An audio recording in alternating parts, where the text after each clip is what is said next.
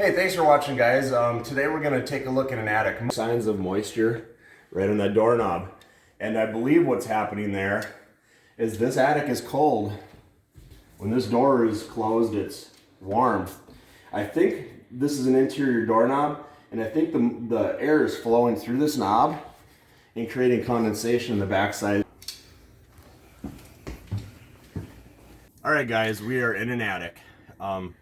Some of the things that you want to look for on the lower area down below is the white insulation. That's the fiberglass insulation. This house has fiberglass insulation, which is blown in.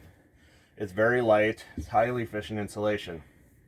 Underneath there's can lights, different things that, you know, are possible heat sources. But in this attic, everything's been insulated and covered. Down towards the bottom, I'll get this stick here.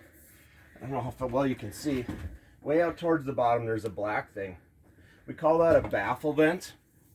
That actually, what that does is that lets air in through your soffit. And then that air travels up along the roof surface.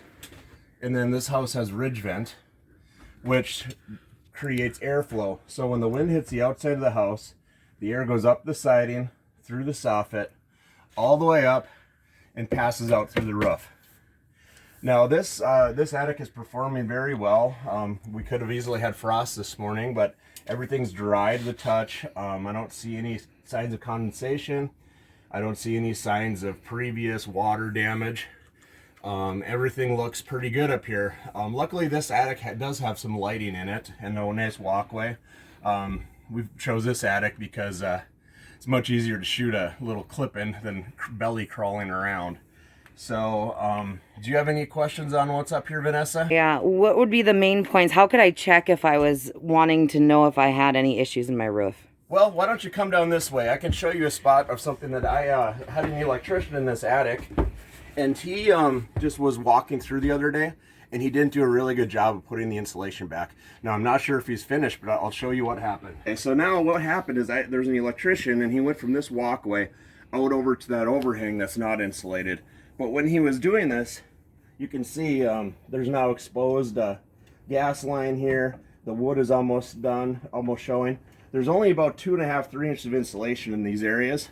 What we'd have to do in this situation would be really simple. You could just kind of brush this insulation back, add more.